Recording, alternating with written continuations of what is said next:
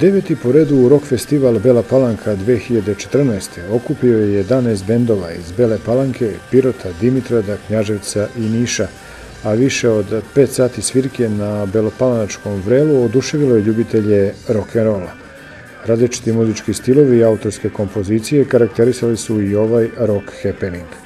Jedan od inicijatora i glavnih organizatora festivala je rock muzičar Negovan Jocić. Nastupio je veći broj bendova, grupa. Imali smo prilike da vidimo kako sviraju. Uglavnom su to mladi muzičari, a bilo je i starih, iskusnih. Svirani su različiti stilovi, tako da bile muzike različitih žanrova, tako da je svako mogao da za sebe nešto da pronađi, da čuje interesantno. Postoji mišljenje da rock and roll nije živ, da na neki način prevaziđen.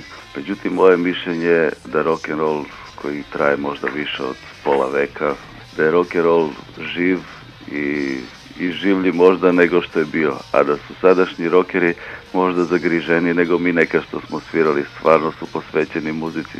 Polučasovnim nastupom na festivalu se predstavio i dimitrovski bend Rock Generacija.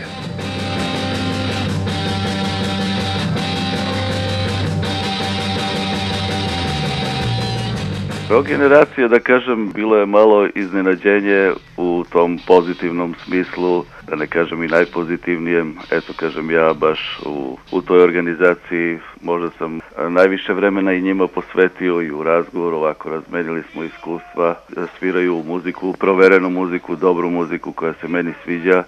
Tako da, eto, kažem, to je i za meni, za publiku, da kažem, bilo malo pozitivno iznenađenje. Organizovanje festivala koji nije imao takmičarski karakter pomogli su opština Bela Palanka i Centar za kulturu, a planirano je da narednih godina ovaj događaj ima svoje večeri u drugim gradovima u okrugu.